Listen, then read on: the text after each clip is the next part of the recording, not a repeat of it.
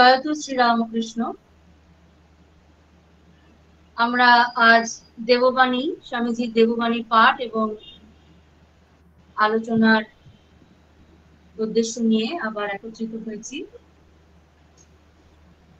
বিশ্বচার্যং জগৎবন্ধং বিবেকানন্দরূপিণং বীরেশ্বরাদশমুত্থান্যং সপ্তর্ষিমণ্ডলাগতম ज्ञानभक्तिप्रदातारं पद्याक्षगौरविग्रहं ध्येयोदेवं ज्योतिपुञ्जो लोककल्याणकारिणं वरदत्तिशदालीन रामकृष्ण समगया यो धर्मस्थापनारतो वीरेशं नमाम्यहम् वीरेशं नमाम्यहम् रामकृष्ण प्रणमाम्यहम्।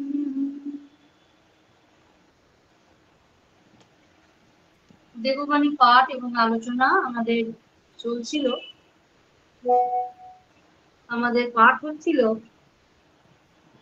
মঙ্গলবার 23শে জুলাই। এই দিনটি স্বামীজি কর্মযোগ, শ্রীমদ্ ভগবত গীতার কর্মযোগ থেকে পাঠ করছিলেন, বক্তব্য রাখছিলেন। আমরা সেটি পাঠ করছিলাম। সেটি প্রায় শেষের দিকে পর্যন্ত আমাদের লাস্ট প্যারা, লাস্ট না, তার কয়েকটি প্যারা আমাদের অবশিষ্ট রয়েছে। স্বামীজি বলছেন, শরীরে নিজেরই নিজেকে আরোগ্য করবার একটা শক্তি আছে, আর মানসিক অবস্থা, ঔষধ, ব্যায়াম প্রভৃতি নানা বিষয় এই আরোগ্য শক্তিকে জাগিয়ে দিতে পারে। যতদিন আমরা প্রাকৃতিক অবস্থা চক্রের দ্বারা বিচলিত হই, ততদিন আমাদের জ্বরের সহায়তা প্রয়োজন। আমরা যতদিন না স্নায়ু সমূহের দাসত্ব কাটাতে পারছি, ততদিন জ্বরের সাহায্য আমরা উপেক্ষা করতে পারি না। জ্বর বলতে এখানে বলছেন যে আমাদের পঞ্চ ইন্দ্রিয় এবং স্নায়ু এবং রিপুগুলোকে স্বামীজি এখানে বলছেন জড়। কারণ এই জড় বস্তুগুলো যতক্ষণ আমাদেরকে পরিচালনা করছে বা চালাচ্ছে, ততদিন আমরা মনে করছি যে এর দ্বারাই বোধহয় আমরা চলছি। কারণ আমরা ভাবছি এরা আমাদেরকে চালাচ্ছে। আমি জড় বস্তু হিসেবে আমার মুখ দিয়ে খাচ্ছি, নাক দিয়ে নিঃশ্বাস নিচ্ছি, চোখ দিয়ে দর্শন করছি, কান দিয়ে শ্রবণ করছি। এটি বলছেন যে জড় পদার্থ আমাদেরকে চালনা করছে। আমরা এদের উপর ভীষণভাবে নির্ভরশীল হয়ে পড়ছি। কিন্তু প্রকৃতপক্ষে এইগুলোকে চালানোর জন্য এর পেছনে যে এক সত্তা রয়েছে, যার শক্তিতেই জড় চলছে, সেই সত্তাকে আমরা বিশ্বাস না করে আমরা জড়কে বিশ্বাস করছি। আমাদের সাধারণ জ্ঞান ভূমির নিচে মনের আর এক ভূমি আছে, তাকে অজ্ঞান ভূমি বা অবচেতন মন বলা যেতে পারে। আমরা যাকে সমগ্র মানুষ বলি, জ্ঞান তার একটা অংশ মাত্র। বলছেন যে আমরা যাকে, আমাদের মধ্যে জ্ঞান ভূমি, তাকে অজ্ঞান ভূমি, এবং আমাদের মনের ভিতরে সেটা একটা রয়েছে। কি রয়েছে না, একটা অচেতন মন রয়েছে বা অবচেতন মন রয়েছে, যাকে স্বামীজি এখানে অজ্ঞান ভূমি বলছেন। আমরা যাকে সমগ্র মানুষ বলি, জ্ঞান তার একটা অংশ মাত্র। বলছেন সমগ্র মানুষ আর কিছুই নয়, একটি জ্ঞানের ছোট্ট অংশ। কেন স্বামীজি এটা বলছেন? কারণ দর্শন শাস্ত্র মন সম্বন্ধে কতগুলি আন্দাজ মাত্র। ধর্ম কিন্তু প্রত্যক্ষ দর্শন বা প্রত্যক্ষানুভূতির উপর প্রতিষ্ঠিত। প্রত্যক্ষ দর্শন জ্ঞানের একমাত্র ভিত্তি। প্রত্যক্ষ দর্শন এবং প্রত্যক্ষ অনুভূতি। দর্শন শাস্ত্র মন সম্বন্ধে আন্দাজ করছে মাত্র। দর্শন শাস্ত্রের একটা অংশ সাইকোলজিও আছে কিছুটা। সে মানুষের মন নিয়ে কথা বলে, তার বিলিফ সিস্টেম নিয়ে কথা বলে, তার বিলিফ সিস্টেম নিয়ে আলোচনা করে, তার ধর্ম ভাব নিয়ে, তার ধর্ম ভাবের প্রবণতা নিয়ে আলোচনা করে। কিন্তু বলছেন এটি প্রত্যক্ষ দর্শনের উপর প্রতিষ্ঠিত। প্রত্যক্ষ দর্শন জ্ঞানের একমাত্র ভিত্তি। মন যখন জ্ঞানেরও অতীত ভূমিতে চলে যায়, তখন সে যথার্থ বস্তু, যথার্থ বিষয়কেই উপলব্ধি করছে। বলছেন যে অজ্ঞানতার পারে গিয়ে, জ্ঞানেরও পারে গিয়ে যা প্রত্যক্ষ করা যায় বা যা উপলব্ধি করা যায়, সেটি যথার্থ বিষয়। কারণ জ্ঞান যতই বিস্তারিত হোক, তা জ্ঞান। জ্ঞাতা এবং জ্ঞান যদিও একত্রিত একটা সময় হয়ে গেল, তখন জ্ঞাতা এবং জ্ঞান পরস্পরের থেকে পৃথক হতে পারে না। এবং জ্ঞাতা যখন জ্ঞান হয়ে যাচ্ছেন, তখনই তিনি জ্ঞানের পারে চলে যেতে পারছেন। এবং তারপরে যে উপলব্ধি, সেটি উপলব্ধি, প্রকৃত উপলব্ধি। সেই মাস্টারমশাই যখন দক্ষিণেশ্বরে এসছেন, তখন একজন পরিচারিকা, তিনি দক্ষিণেশ্বরে ঠাকুরের ঘরে ধুনো দেখাচ্ছেন। ঠাকুর সেই সময় উপস্থিত নেই, ঘরের ভেতর ধুনো ধোয়া ভর্তি। ঠাকুর উপস্থিত আছেন কিন্তু ঘর ভর্তি ধুয়ো, একবারে ধোয়া, ধুনোর ধোয়াতে। তখন ওই পরিচারিকাকে মাস্টারমশাই জিজ্ঞাসা করছেন যে উনি কি খুব বেদান্ত পড়ছেন, খুব উপনিষদ পড়েন? তখন সেই পরিচারিকা বলছেন যে না না, ওসব কিছু নয়, ওর যা সবকিছু সব মুখে, ঠাকুরের যা কিছু সব ছিল সব মুখে। আবার স্বামীজি আরেক জায়গায় বলছেন, ঠাকুরকে যা দেখছেন, আপনারা যা দেখছেন, দেখলে মনে হয় তিনি জ্ঞানে পুরো পরিপূর্ণ হয়ে রয়েছেন এবং অদ্বৈতবাদে প্রতিষ্ঠিত হয়ে রয়েছেন এবং জ্ঞানের দ্বারাই যেন ঈশ্বর লাভ করার চেষ্টা করে যাচ্ছেন। কিন্তু ভেতরে তার সবটাই কিন্তু ভক্তি।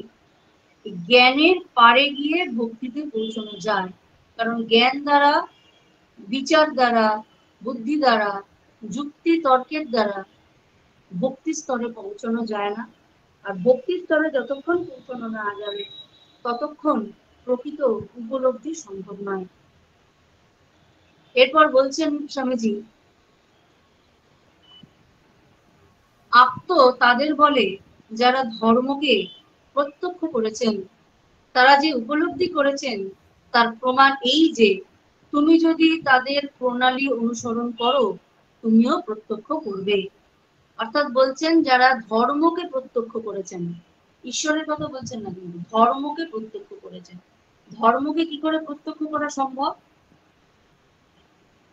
এরপর স্বামীজি বলছেন সম্ভব, কারণ তারা মনে করে যে তোমরাও যদি তার মতো ধর্মকে উপলব্ধি করতে চাও, তার প্রমাণ এই যে তোমরাও যদি ওই প্রণালী অনুসরণ করো, তাহলে তোমরাও ধর্মকে উপলব্ধি করবে। প্রত্যেক বিজ্ঞানেরই নিজস্ব বিশেষ প্রণালী ও বিশেষ যন্ত্রের প্রয়োজন। একজন জ্যোতির্বিদ রান্নাঘরের সমস্ত হাঁড়িকুড়ির সাহায্য নিয়ে শনি গ্রহের বলয়গুলোকে দেখতে পারে না, তার জন্য দূরবীন যন্ত্র প্রয়োজন। সেইরূপ ধর্মের মহান সত্যসমূহ দেখতে হলে যারা পূর্বেই সেগুলি প্রত্যক্ষ করেছেন, তাদের প্রণালীগুলি অনুসরণ করতে হবে। যে বিজ্ঞান যত বড়, আর তার শিক্ষা করবার উপায়ও তত নানাবিধ। আমরা সংসারে আসবার পূর্বেই ভগবান এ থেকে বেরুবার উপায়ও করেছেন। কারণ সুতরাং আমাদের চাই শুধু সেই উপায়টাকে জানা। তবে বিভিন্ন প্রণালী নিয়ে মারামারি করো না, কেবল যাতে তোমার অপরোক্ষ অনুভূতি হয় তার চেষ্টা করো। আর যে সাধন প্রণালী তোমার পক্ষে সবচেয়ে উপযোগী, তাই অবলম্বন করো। তুমি আম খেয়ে যাও, অপরের ঝুড়িটা নিয়ে ঝগড়া করছে করুক। খ্রিস্টকে দর্শন করো, তবে তুমি যথার্থ খ্রিস্টান হবে। আর সবই বাজে এক কথা মাত্র। কথা যত কম হয় ততই ভালো। জগতে যার কিছু বার্তা বহন করবার বা শিক্ষা দেবার থাকে, তাকে বার্তাবহ বা দূত বলা যেতে পারে। দেবতা থাকলে তবেই তাকে মন্দির বলা যেতে পারে, এর বিপরীতটা সত্য নয়। বলছেন জগতে যার কিছু বার্তা বহন করার করবার বা শিক্ষা দেবার প্রয়োজন থাকে, তাকেই বার্তাবহ বলে বা দূত বলা যেতে পারে। ঠিক তেমনি কোনো একটি ইমারতে বা কোনো একটি বড় মহলে যদি সেখানে দেবতা থাকে, তাহলেই সেই স্থানটিকে আমরা দেবালয় বলি। অযথা মূর্তি নাই, দেব নাই, সেই স্থানটাকে আমরা কি বলবো? মহল বলবো। বা একটা অতি উৎকৃষ্ট সুন্দর নকশা করা একটি ভবন বলবো। কিন্তু কখনোই তাকে আমরা দেব মন্দির বলবো না। স্বামীজি সেটাই বলছেন। এরপর বলছেন, ততদিন পর্যন্ত শিক্ষা করো যতদিন পর্যন্ত না তোমার মুখ ব্রহ্মবিদের মতো প্রতিভাত হয়, যেমন সত্যকামের হয়েছিল। চান্দোগ্য উপনিষদ থেকে সত্যকামের কথা বলছেন যতদিন তুমি শিক্ষা করে যাও।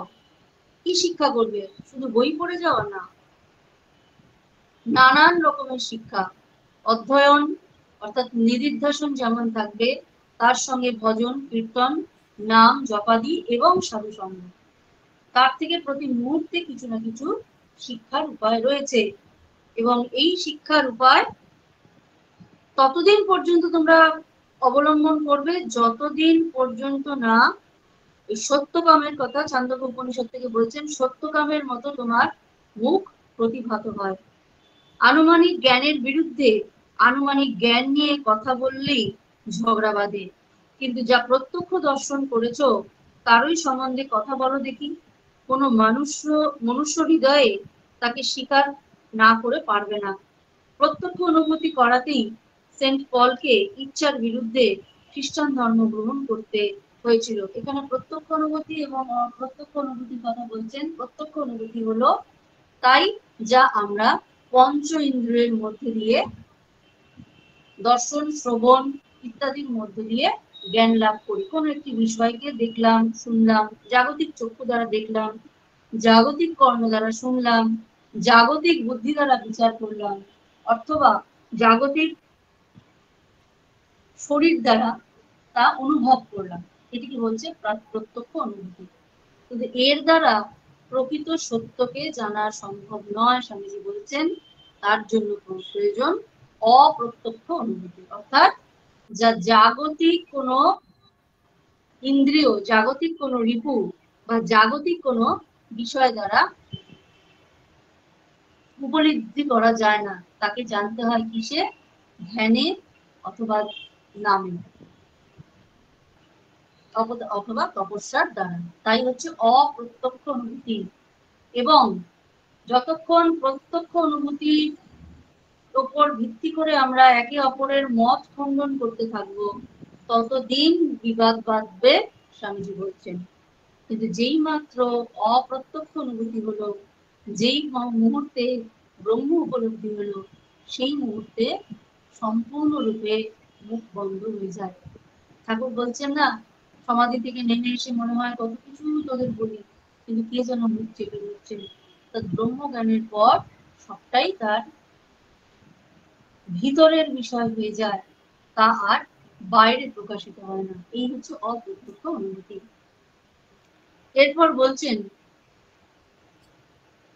ভ্রমই ভ্রমকে সৃষ্টি করে। ভ্রম নিজেকেই নিজে সৃষ্টি করে, আবার নিজেকেই নিজে ধ্বংস করে। একেই বলে মায়া। যেহেতু তথাকথিত সমুদয় জ্ঞানেই ভিত্তি মায়া, এই জ্ঞান অন্যাশ্রয় দোষদুষ্ট। এমন এক সময় আসে যখন ওই জ্ঞান নিজেই নিজেকে নষ্ট করে। ছেড়ে দাও রজ্জু, যাহে আকর্ষণ। ভ্রম কখনো আত্মাকে স্পর্শ করতে পারে না। যখনই আমরা এই দড়িটাকে ধরি, মায়ার সহিত নিজেদের এক করে ফেলি, তখনই মায়া আমাদের উপর শক্তি বিস্তার করে। মায়াকে ছেড়ে দাও, কেবল সাক্ষী স্বরূপ হয়ে থাকো, তাহলেই অবিচলিত অবিচলিত থেকে জগৎ প্রপঞ্চ রূপ ছবির সৌন্দর্যে মুগ্ধ হতে পারবে। বলছেন ভ্রম ভ্রমকে সৃষ্টি করে। এই একটি এখন প্রশ্ন হচ্ছে, ভ্রম, জগতে যা দেখছি সব কি ভ্রম? এই একটা সুন্দর লাল ফুল দেখলাম, তারপর উপর একটি প্রজাপতি উড়ে বেড়াচ্ছে দেখলাম, তার উপর আবার সেই ফুলটির অপূর্ব সুন্দর সুবাস চারিদিকে ছড়িয়ে পড়ছে, এই সবই ভ্রম? বলছেন হ্যাঁ, এগুলো মায়া। ভ্রমের দ্বারা ভ্রম সৃষ্টি হলো।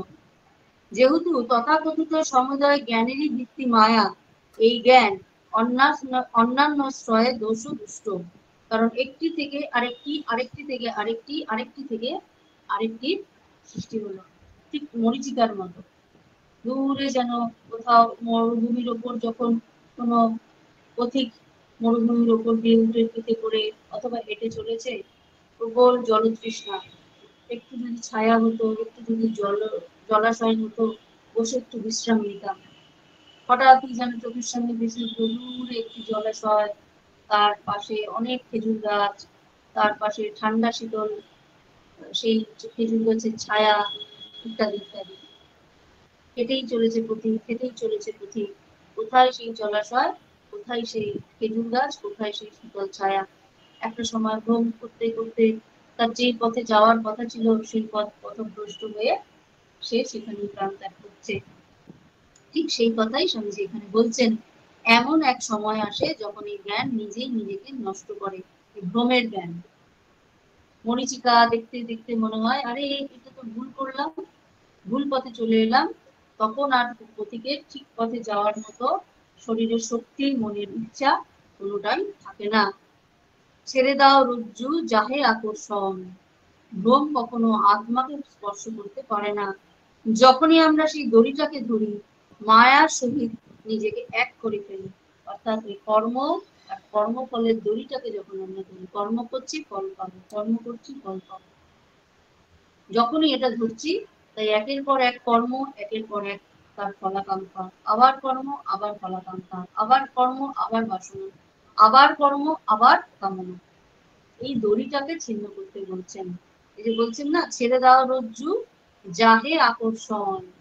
সুন্দর একটা গাছ লাগালাম, সুন্দর গাছটি বড় হবে, জল ঢালছি, গাছটি একটা সময় ফল হবে, মিষ্টি মিষ্টি আম তাতে ঝুলবে, সেটা আমি দেখে আমি খুব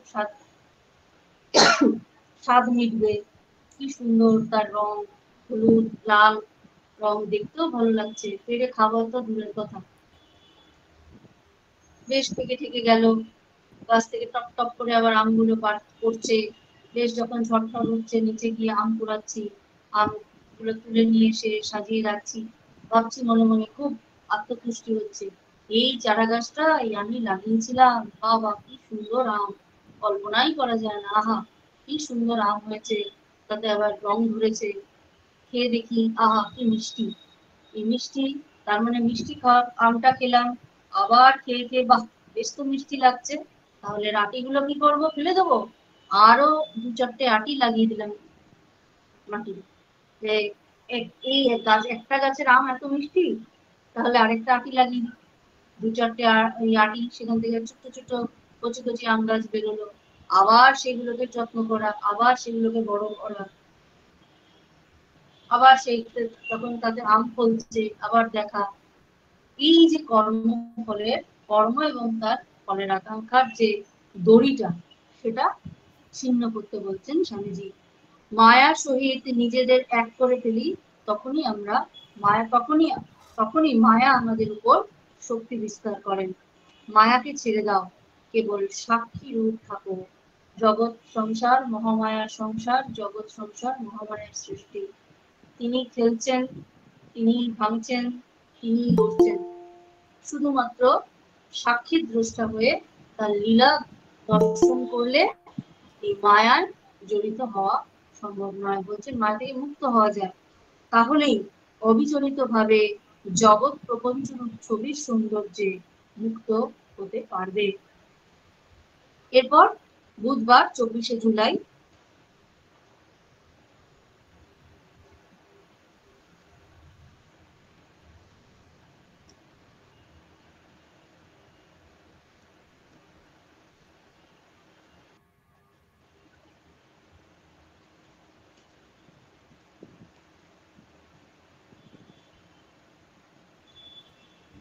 যিনি যোগে সম্পূর্ণ সিদ্ধি লাভ করেছেন তার পক্ষে যোগ সিদ্ধিগুলি বিঘ্ন নয়, কিন্তু প্রবর্তকের পক্ষে সেগুলি বিঘ্ন রূপ হতে পারে, কারণ এগুলি প্রয়োগ করতে করতে এই সবে একটা আনন্দ ও বিস্ময়ের ভাব আসতে পারে। সিদ্ধি বা বিভূতিগুলি যোগ সাধনার পথে যে ঠিক ঠিক অগ্রসর হওয়া যাচ্ছে তারই চিহ্ন স্বরূপ, কিন্তু সেগুলি মন্ত্র জপ, উপাসনা আদি, তপস্যা, যোগ সাধন, এমনকি ঔষধ বিশেষের ব্যবহারের দ্বারাও আসতে পারে। যে যোগী যোগ সিদ্ধ সমূহে বৈরাগ্য অবলম্বন করেন এবং সমুদয় কর্মফল ত্যাগ করে তার ধর্ম মেঘ নামের সমাধি লাভ হয়। যেমন মেঘ বৃষ্টি বর্ষণ করে, তেমনি যিনি যোগ অবস্থা লাভ করেন তার চারিদিকে ধর্ম বা পবিত্রতার প্রভাব বিস্তার করতে থাকে। যখন একরূপ প্রত্যয়ের ক্রমাগত আবৃত্তি হতে থাকে তখনই সেটা ধ্যান পদবাচ্য, কিন্তু সমাধি এক বস্তুতেই হয়ে থাকে। এখানে স্বামীজি বলছেন যোগ অবস্থা এবং সিদ্ধির কথা। এই সিদ্ধি যখন হয় মানুষের তখন কি হয়, তখন সে নানান কিছু সিদ্ধাই করতে পারে, নানান রকমের মানুষকে ওষুধ দেওয়া, মানুষের বাকসিদ্ধ হওয়া, অনেকে কিছু বলে দিল সেটা হঠাৎ করে সেটা ভীষণভাবে ফলে যাওয়া, এইসব গুলো হওয়ার ফলে ফলে কি হয় যে তার মধ্যে একটা অহংকার একটা জন্ম নেয়, এবং তার ফলে কি মনে হয়, বাহ, আমি তো বেশ সিদ্ধি টিদ্ধি পেয়েছি, আমার কথায় তো অনেক কাজ টাজ বেশ ভেট হয়ে যাচ্ছে। কিন্তু এটি সে তার উন্নতি না ভেবে যদি সে কতটা এগোচ্ছে সেইটা ভাবে তবে ভালো, কারণ এই বিষয়টি তার কাছে বাঁধনের কারণ হতে পারে, সাধকের বাঁধনের কারণ হতে পারে। যারা যোগ সিদ্ধ করে সিদ্ধাই পেতে চায় তাদের কাছে এটি আনন্দের, কিন্তু যদি কোনো সাধক বা সাধিকা এইগুলোকে তার মাইলস্টোন ধরে তার ধর্মজীবনে বা আধ্যাত্মিক জীবনে এগিয়ে যাওয়ার পথে, তবে সেটি কিন্তু তার পক্ষে মোটেই সুখকর বা সঠিক নয়। এরপর বলছেন সত্যিকারের যারা যোগী, যারা যোগে সিদ্ধ হয়েছেন তাদের বৈরাগ্য প্রবল হয় এবং তারা সেই সিদ্ধাই টিদ্ধাই গুলোকে ত্যাগ করে তারা কি করে, তারা ধর্মমেঘ নামেও এক সমাধি লাভ করে, যেখানে মেঘ বৃষ্টি বর্ষণ করে তেমনি ঠিক যোগ অবস্থা তাকে ঘিরে সর্বসময় এক ধর্ম বা পবিত্রতার প্রভাব বিস্তার করতে থাকে। যখন একরূপ প্রত্যয়ের ক্রমাগত আবৃত্তি হয় তখন সেটিকে ধ্যান পদবাচ্য, কিন্তু সমাধি এক বস্তুতেই হয়ে থাকে। বলছেন প্রত্যয়ের ক্রমাগত আবৃত্তি, কোন বিষয়ের আমরা কোন বারবার বারবার বারবার চিন্তন বা কন্টিনিউয়াস প্রসেসে চিন্তন করতে থাকি, সেটি হয় ধ্যান, কিন্তু সমাধি হয় একটি বস্তুতে।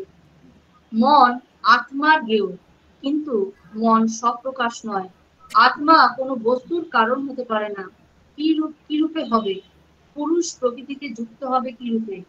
পুরুষ প্রকৃত পক্ষে কখনো প্রকৃতিতে যুক্ত হবে না, অবিবেকের দরুন বোধ হয় পুরুষ প্রকৃতিতে যুক্ত হয়েছে। এখানে পুরুষ প্রকৃতি বলতে কিন্তু বলা হয়েছে আত্মা এবং জীবাত্মা এবং পরমাত্মার কথা। পুরুষ কখনোই প্রকৃতিতে যুক্ত হতে পারে না। কি রূপে হবে? পুরুষ প্রকৃতিতে যুক্ত কি রূপে হবে? কারণ পুরুষ প্রকৃতির পক্ষে কখনো প্রকৃতিতে যুক্ত হতে পারবে না। কি করে যুক্ত হতে পারবে? কারণ অবিবেকের দরুন সেটা মনে হয় যে পুরুষ আর প্রকৃতি বোধহয় এক হয়ে গেল, প্রকৃত পক্ষে তা নয়। পুরুষ প্রকৃতিতে যুক্ত হয়েছে এটা মনে হয় এবং সেই অনুযায়ী আমরা কাজ করি এবং মনে হয় জীবাত্মা এবং পরমাত্মা এক হয়ে গেছে, তখনই সেটি এটা ভ্রমের সৃষ্টি করে, কিন্তু সেটি হওয়া এত সহজ বিষয় নয়।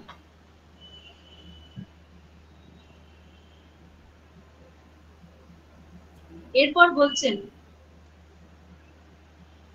লোককে করুণার চোখে না দেখে অথবা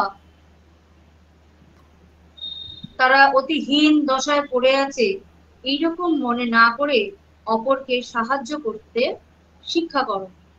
শত্রু মিত্র উভয়ের প্রতি সমদৃষ্টি হতে শিক্ষা করো যখন তা হতে পারবে। আর যখন তোমার কোনো বাসনা থাকবে না তখন তোমার চরমাবস্থা লাভ হতে পারবে। বলছেন কোনো মানুষ দিনহীন অবস্থায় রয়েছে এবং ভীষণ ভাবে আমার সাহায্যের তার প্রয়োজন, এইরকম মনে করে যদি আমরা এগোই তাহলে শুধু মাত্র এটি আমার ভ্রম হবে। কারণ শত্রু মিত্র উভয়ের প্রতি সমদৃষ্টি রাখতে হবে। যে আমার প্রতি মিত্র ভাবাপন্ন তাকেও যেমন দেখবো, যে আমার শত্রু ভাবাপন্ন তাকেও তেমন দেখবো, যে আমার সহায়তা চায় না তাকেও সমদৃষ্টিতে দেখবো, আবার যে আমার সহায়তা আশা করছে তাকেও সমদৃষ্টিতে দেখবো। কেন? যখন তা হতে পারবে আর যখন তোমার আর কোনো বাসনা থাকবে না একে আমি সাহায্য করেছি পরিবর্তে আমার এটা চাই, এইরকম কোনো বাসনা থাকবে না, তখন তোমার চরম অবস্থা লাভ হয়েছে বুঝবে। বাসনারূপ অশ্বত্থ বৃক্ষকে অনাসক্তিরূপ কুঠার দ্বারা কেটে ফেলো, তাহলেই তা একেবারে চলে যাবে। ও তো একটা ভ্রম মাত্র। যার মোহ শোক চলে গেছে, যিনি সঙ্গদোষ জয় করেছেন, তিনি কেবল আজাদ মুক্ত। বলছেন বাসনারূপ অশ্বত্থ বৃক্ষ, অশ্বত্থ বৃক্ষকে আমরা দেখি তো শিকড় বাকড় ডাল পালা ঝুড়ি ঠেকড়ি ইত্যাদি ইত্যাদি গুলোকে বার করে করে করে দিয়ে মাটির ভেতর ঢুকিয়ে আঁকড়ে ধরে সমস্ত জিনিসটাকে যেন নিজের দিকে টানার একটা চেষ্টা, নিজেকে মাটির সাথে আটকে রাখার এবং মাটিটাকে নিজের দিকে টেনে আঁকড়ে ধরে রাখার যে প্রচেষ্টা। তাই আমাদের বাসনাগুলো তাই, আমাদের কামনাগুলো তাই। তাই স্বামীজি এই বাসনা বা কামনাগুলিকে অশ্বত্থ গাছের সঙ্গে তুলনা করছেন। বলছেন অনাসক্তি রাখো, অনাসক্তি দ্বারা কুঠার দ্বারা সেটাকে ছেদন করে দাও, কাজ করার জন্যই কাজ করো একেবারে, তাহলে তোমার আসক্তি চলে যাবে। ও তো একটা ভ্রম মাত্র। যার মোহ নেই শোক নেই, যা আশেপাশের সমস্ত রকম সঙ্গ বিষয়গুলো রয়েছে সেগুলো থেকে নিজেকে জয় করেছেন, তিনি কেবল আজাদ বা মুক্ত। আমরা আমাদের চারিপাশে নানান জিনিসের দ্বারা নানান বস্তু দ্বারা যারা নানান মানুষ দ্বারা প্রভাবিত হয়ে যায়, নানান রকমের বস্তু দ্বারা আকৃষ্ট হয়ে যায় এবং প্রভাবিত হয়ে যায় এবং সেটা আমাদের জন্য অভ্যাসে পরিণত হয়। যেমন এখন একটি বিশেষ বিষয় বিশেষ একটি গেজেট, সেটি হচ্ছে মোবাইল ফোন। এখন মোবাইল ফোনটা আমাদেরকে চালনা করছে এমন অবস্থা, যিনি একটি সঙ্গ বস্তু, এমন একটি বস্তু যেমন আমরা বলি যে সঙ্গদোষ, সঙ্গদোষ খারাপ মানুষের সাথে মিশলে খারাপ রকম হবে, ভালো মানুষের সাথে মিশলে ভালো চরিত্র তৈরি হবে, ঠিক সেই রকমই এটি যেন একটা বস্তু দোষে এখন আমাদের পরিণত হয়েছে। বস্তুটা খারাপ নয়, কিন্তু ওর সঙ্গ করাটা আমার, তাকে ব্যবহার করার পদ্ধতিটা আমাদের খারাপ। তাই সেটি ভীষণ ভাবে আমাদের ক্ষতি করছে, আমরা মনে করছি ক্ষতি করছে কিন্তু সেটা থেকে বেরোতেও পারছি না, না না ওটা ছাড়া চলবে, ওটি ছাড়া চলবে না ইত্যাদি ইত্যাদি। স্বামীজি বলছেন যদি সব থেকে মুক্ত হতে পারো তাহলে জানবে তুমি আজাদ বা মুক্ত।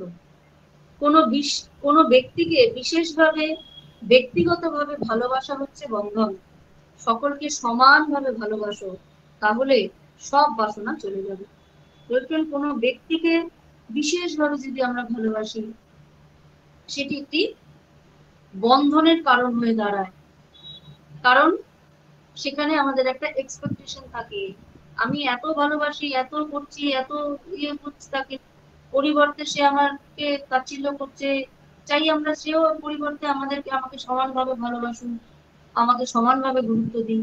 মা তার সন্তানকে যখন প্রথম প্রথম বড় করছেন ভালোবাসছেন, মায়েরা নিঃস্বার্থ ভালোবাসে, কিন্তু তবুও যখন ছেলে তাচ্ছিল্য করে তখন তাকে মার দিকে ফিরে তাকায় না, তখন মায়ের মনেও দুঃখ হয়।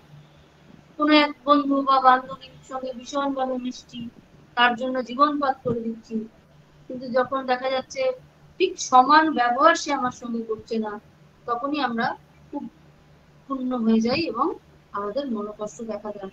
এই বলছেন যে কোনো মানুষকে ব্যক্তিগতভাবে যে একে আমি সব থেকে ভালোবাসি, সব থেকে বেশি ভালোবাসি, আর বাকিদের ঠিক আছে একটা মাপকাঠি, এত কিলো ভালোবাসি, একে এত কম ভালোবাসি, একে এত গ্রাম, তাকে অত গ্রাম, এই যে পদ্ধতিটা, এইটা বন্ধনের কারণ। কিন্তু সকলকে যদি সমান ভালোবাসা যায়, স্বামীজি বলছেন, তাতে কোনো বাসনার সৃষ্টি হয় না। কারণ কেন ভালোবাসছি? সকল মানুষকে ভালোবাসার জন্য ভালোবাসছি, কারণ সকলেই আমরা ঈশ্বরের সন্তান এবং প্রত্যেকের মধ্যে তিনি সমভাবে বিরাজিত, তাই আমি সবাইকে সমান ভালোবাসছি। এরপর বলছেন, সর্বভক্ষক কাল এলে সকলকেই যেতে হবে, অতএব পৃথিবীর উন্নতির জন্য ক্ষণস্থায়ী প্রজাপতিকে রংচঙে করবার জন্য কেন চেষ্টা করো? সবই তো শেষে চলে যাবে। সাদা ইঁদুরের মতো খাঁচায় বসে কেবল ডিগবাজি খেও না। সদাই ব্যস্ত, অথচ প্রকৃত কাজ কিছু হচ্ছে না। বাসনা ভালোই হোক আর মন্দই হোক, বাসনার জিনিসটাই খারাপ। এ যেন কুকুরের মতো মাংসখণ্ড পাবার জন্য দিন রাত লাফানো, অথচ মাংসের টুকরোটা ক্রমাগত সামনে থেকে সরে সরে যাচ্ছে, আর শেষ পর্যন্ত কুকুরের মতো মৃত্যু। ওরকম হইও না, সমস্ত বাসনা নষ্ট করে ফেলো। বলছেন সর্বপক্ষ কাল আসলে আমাদের সকলকে যেতে হবে, সবই তো শেষে চলে যাবে। তাই এই ইঁদুরের ডিগবাজি করার মতো অযথা সময়গুলোকে নষ্ট করো না। সময় চলে যাচ্ছে, মনে হচ্ছে সদা ব্যস্ত থেকে আমি অনেক কাজ করছি, কিন্তু কাজের কাজ কিছু হচ্ছে না, তাই প্রকৃত কাজ কিছু হচ্ছে না। তাই বাসনা ভালোই হোক আর মন্দই হোক, সেই জিনিসটাই খারাপ। না আমি কেন এই মানুষটাকে সাহায্য করলাম? কারণ এই মানুষটাকে আমি সাহায্য করলে হয়তো তার কিছুটা আর্থিক সুরাহা হবে।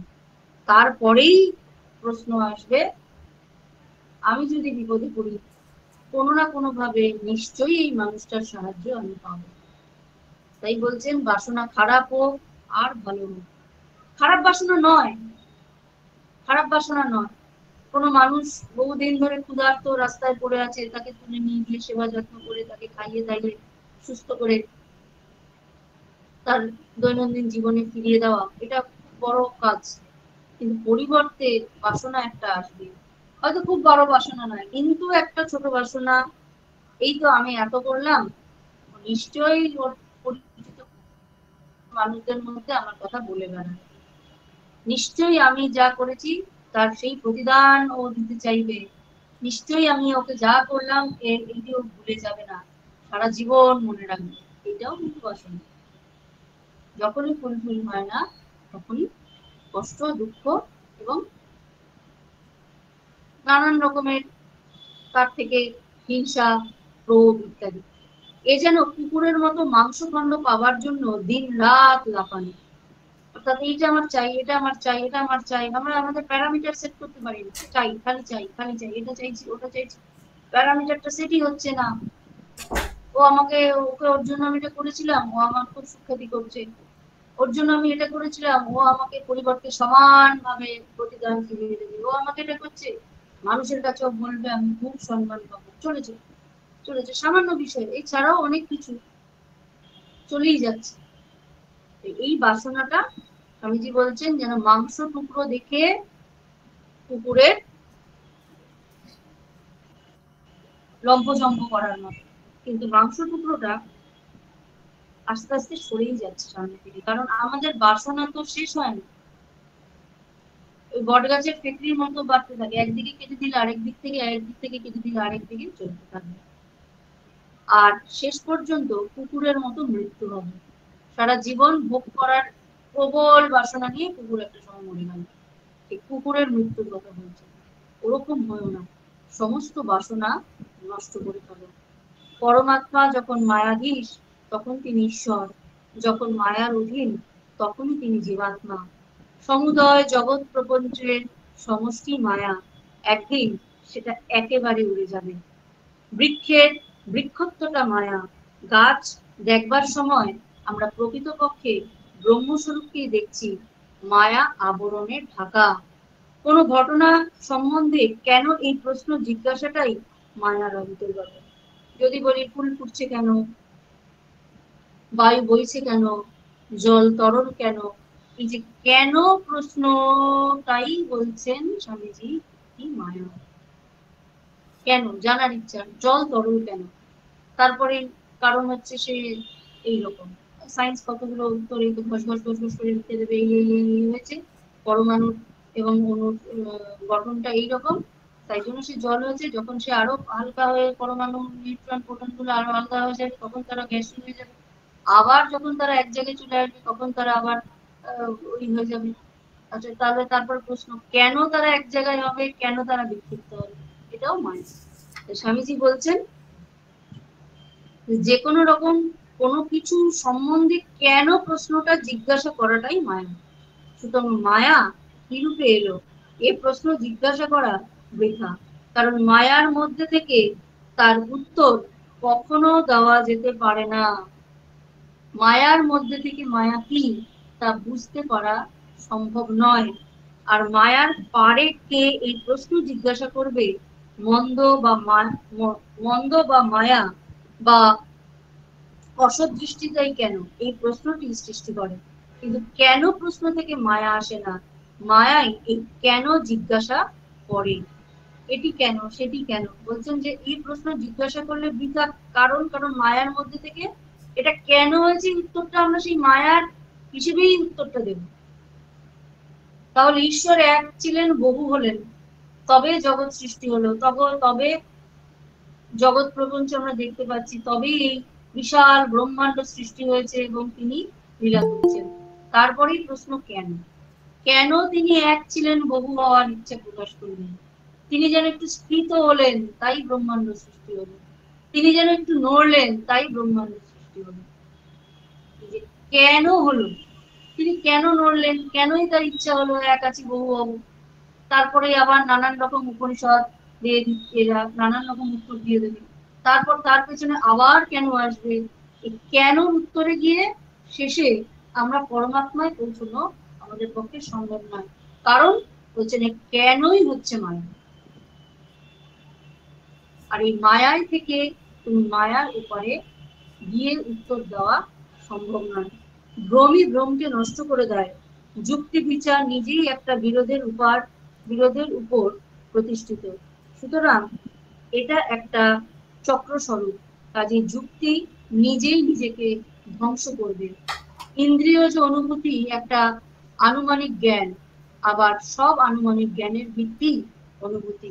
বলছেন এই মায়ার পর যেটা আসে, মায়াই এই কেন জিজ্ঞাসা করায়। ভ্রম ভ্রমকে নষ্ট করে। যেই আমরা জল দেখছি, আচ্ছা জল বাহ বেশ তরল, কি সুন্দর তার স্বচ্ছ, খেলে তৃষ্ণা মেটে, আবার কেন এলো, কেন সে তরল, ওই তখনই আবার ঘুষ করে নানান তথ্য অণু পরমাণু ইত্যাদি ইত্যাদি ইত্যাদি ইত্যাদি। তারপর আবার প্রশ্ন, তাহলে কেন এই অণু পরমাণুগুলো এদিক ওদিক যাচ্ছে, কেন তারা এক জায়গায় থাকছে না, তারা দূরে দূরে চলে যাচ্ছে বলেই তারা জল হয়ে যাচ্ছে কেন, হিট দিলেই বরফ বলে জল হচ্ছে কেন। এই মায়া তা জিজ্ঞাসা করছে, একটা ভ্রম থেকে সরে আরেকটা ভ্রম। জল যখন বিজ্ঞান ছিল না, যখন বিজ্ঞানের জিজ্ঞাসা ছিল না, যখন বিজ্ঞানী ছিল না, তখন কি জল ছিল না? ছিল।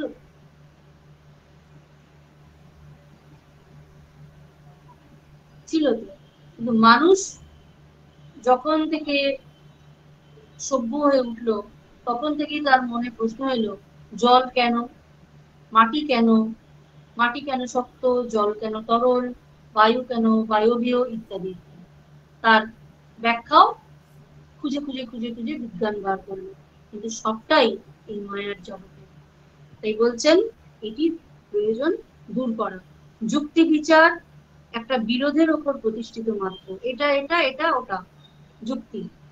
সুতরাং এটা একটা চক্র স্বরূপ চলতেই থাকে, যুক্তি দিয়ে বিচার করছি, জল হয়েছে, বৃষ্টি হচ্ছে কেন, বাষ্প হয়ে জলগুলো সব জলাশয় থেকে আকাশে গিয়েছে, সেখানে মেঘ হয়েছে, ধূলিকণাকে কেন্দ্র করে আবার তারা বৃষ্টি হয়ে নেমে আসছে, আবার তারা সূর্যের তাপে উঠে যাবে, চলছে চক্র স্বরূপ। কেন কেন এটা বৃষ্টি কেন নেমে আসছে? মাধ্যাকর্ষণ শক্তিতে। জল কেন বায়ুগুলোর উপরে হয়ে যাচ্ছে? সূর্যের তাপে। কেন প্রশ্নের উত্তর, কেনই সূর্য তাপ দিচ্ছে? কারণ তার কাজই তাপ দেওয়া।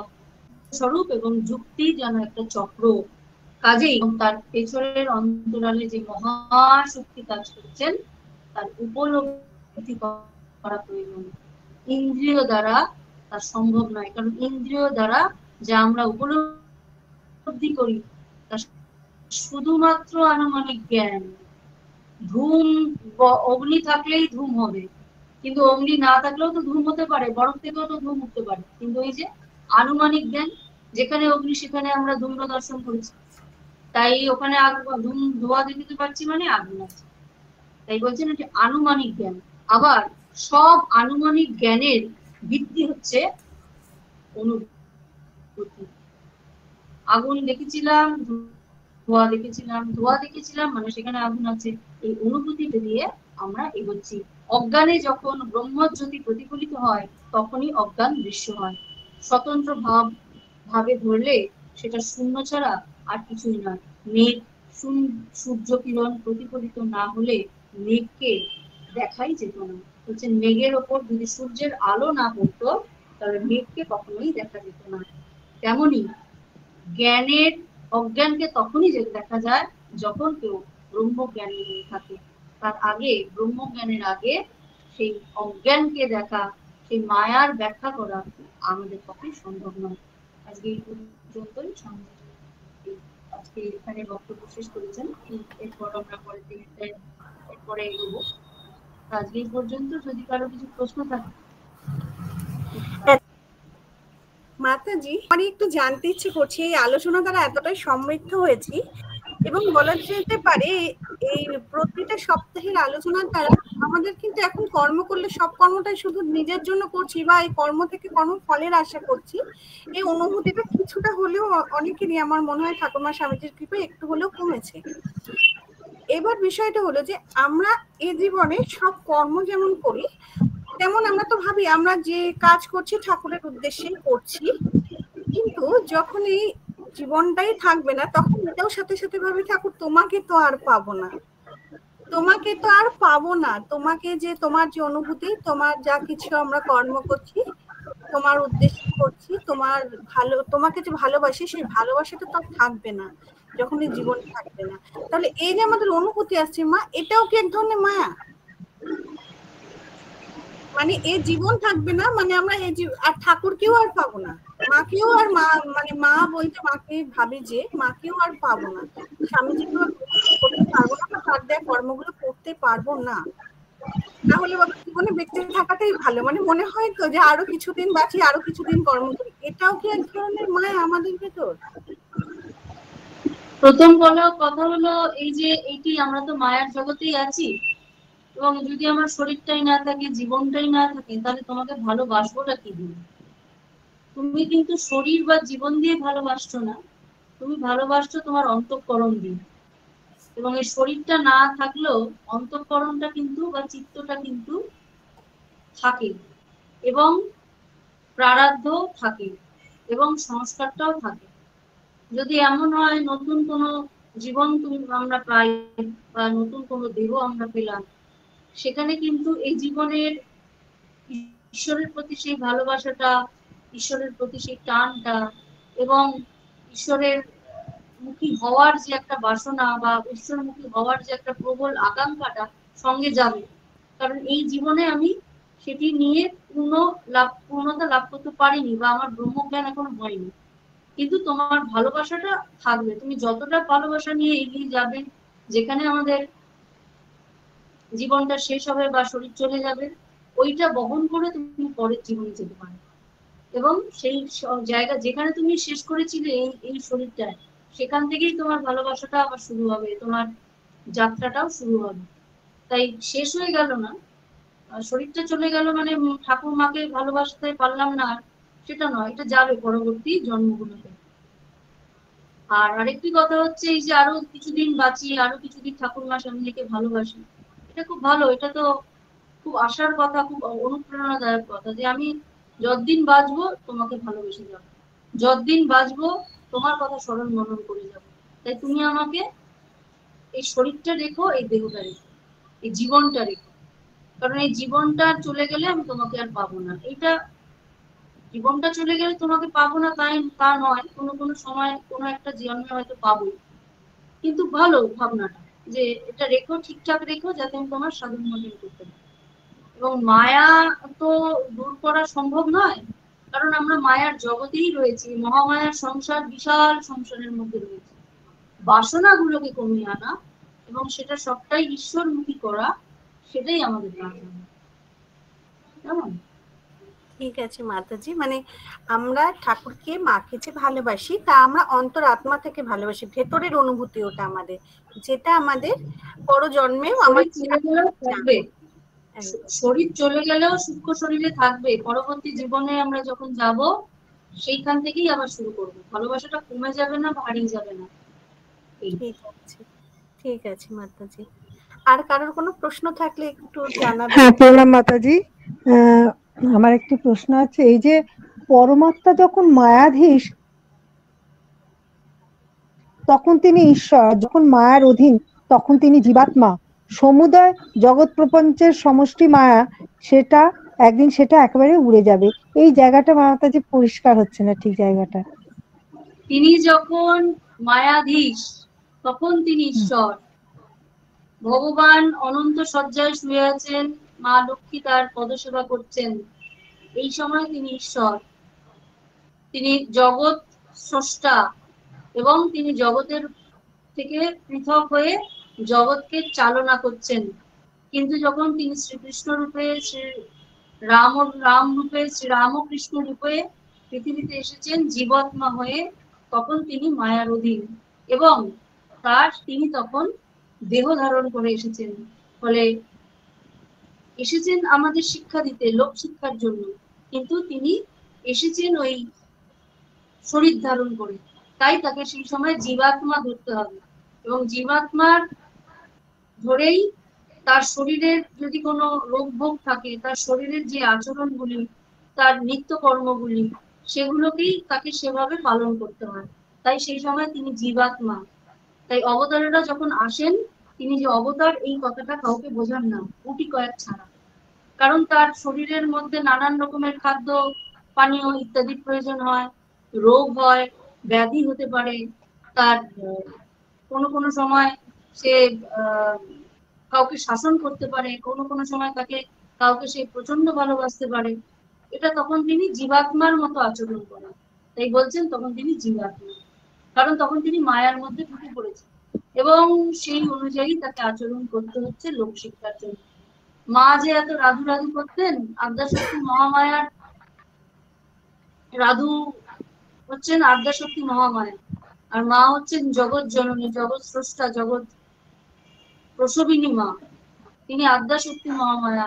তিনি নিজেকে ভুলে, নিজেকে সত্যিই কি ভুলেছেন, কিন্তু ওই রাধু রাধু করছেন, রাধু খেলো, রাধুটা ওই হলো, রাধু শরীর খারাপ হয়েছে, ওকে ধরে ঠাকুর বলছেন ওকে ধরে বেঁচে থাকবে, তা কি প্রয়োজন? মায়ের প্রয়োজন নেই তো, কিন্তু তবুও মা রাধু রাধু রাধু রাধু করছেন, যেহেতু তিনি মায়ার সংসারে আছেন। এবং মা রাধুকে আমরা দেখতে পাচ্ছি, তার মা প্রায় উন্মাদ, তার পিতা নেই, একদম অসহায়, মা তার জন্য সমস্ত রকমের সাহায্য, সমস্ত রকমের ভালোবাসাটা যেন উজাড় করে দিচ্ছেন। তাই বলছেন যখন তিনি মায়ার অধীনে তখন তিনি জীবাত্মার মতো আচরণ করছেন, আর যখন তিনি মায়ার থেকে বাইরে তখন তিনি মায়াধীশ, অর্থাৎ মায়াকে তখন তিনি শাসন করছেন। হ্যাঁ, একটা কথা হচ্ছে মাতাজি, ভ্রমই ভ্রমকে নষ্ট করে দেয়, এই জায়গাটা কিভাবে একটু বলুন তো। ভ্রম ভ্রমকে নষ্ট করে দেয়? হুম। হ্যাঁ, ভ্রম ভ্রমকে নষ্ট করে, যে বলছিলাম যে কোথাও একটা তুমি একটি স্থানে হয়তো বা একটা কোনো মানুষের কথা শুনলে, তাকে কখনো তুমি দেখোনি, তোমার সেই মানুষটার গুটি কয়েক কথা শুনে সেই মানুষটাকে তুমি একটা ভাবলে যে এই মানুষটা হয়তো এইরকম হতে পারে, তিনি দেখতে এমন, তার এই বৈশিষ্ট্য আছে, তার এই জ্ঞানগুলো আছে, তার এই গুণগুলো আছে, তার এই দোষগুলো আছে, একটা ভ্রম তোমার মধ্যে সৃষ্টি করলে হলো। এরপর যখন মানুষটা এলো, তার সঙ্গে হয়তো তোমার পরিচয় হলো, দেখলে যে না, এর সঙ্গে আমি যা মিলিয়েছিলাম তার তো এক বর্ণ মিলল না, এবং সে তোমার সাথে কিছুদিন হয়তো কথা বললো, থাকলো, দেখাশোনা হলো, তারপর সে নিজের গন্তব্যে আবার ফিরে গেল।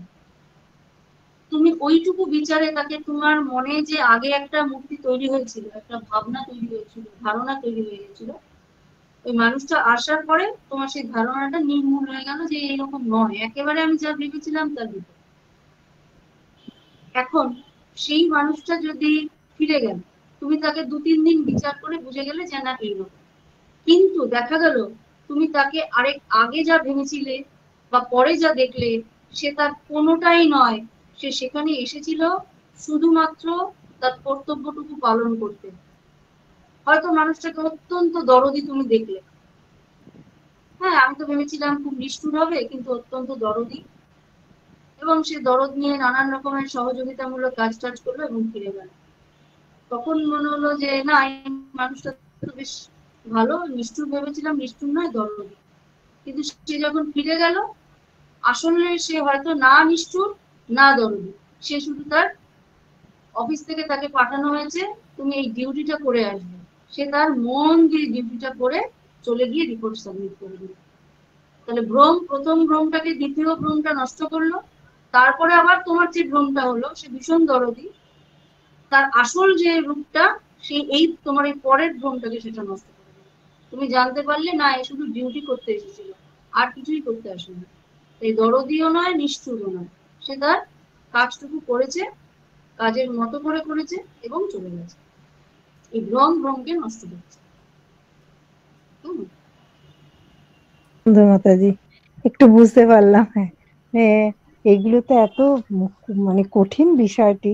হ্যাঁ, তো কিছুটা বুঝতে পারলাম মাতাজি। আর অজ্ঞানে যখন ব্রহ্মজ্যোতি প্রতিফলিত হয় তখনই অজ্ঞান দৃশ্য হয়। অজ্ঞান দৃশ্য হয় বা ব্যাপারটা কি? অজ্ঞানে যখন ব্রহ্মজ্যোতি প্রতিফলিত হয় এই জায়গাটা মাতাজি। বলছেন মেঘ, আমরা জানি মেঘ কি করে, সূর্যকে ঢেকে দেয়। সূর্যটা ঢেকে ফেললো, আমরা তাকালাম আকাশের দিকে, একদম কালো মেঘে সূর্যটাকে সে ঢেকে ফেলেছে, ফলে মেঘলা হয়ে গেছে আকাশ। কিন্তু এই যে মেঘটা যে সূর্যকে ঢেকেছে, সেই মেঘটাকে আমি কিভাবে দেখবো?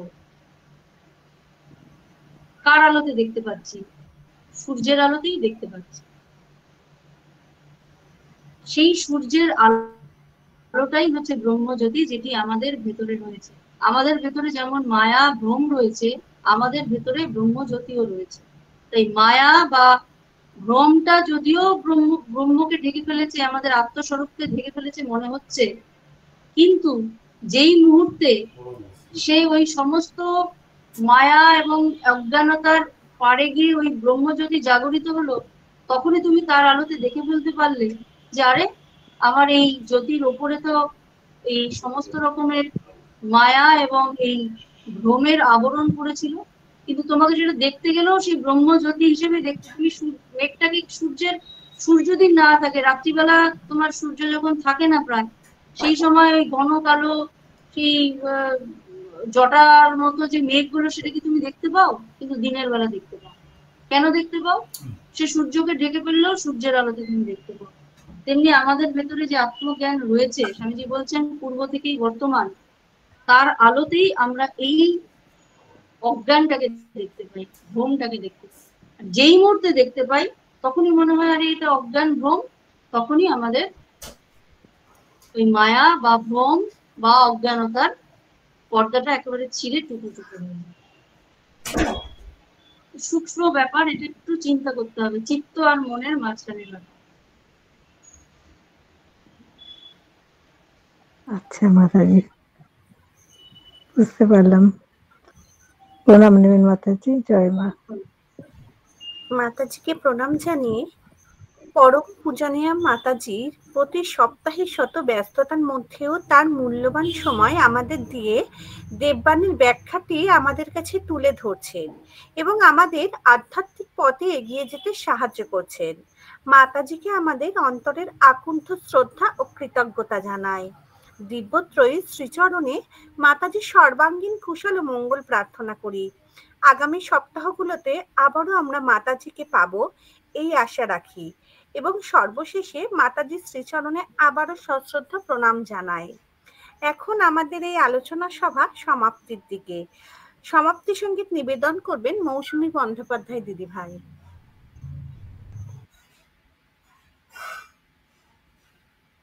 প্রণাম নেবেন মা।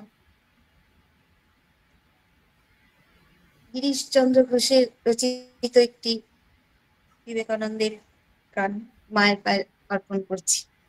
জয় মা।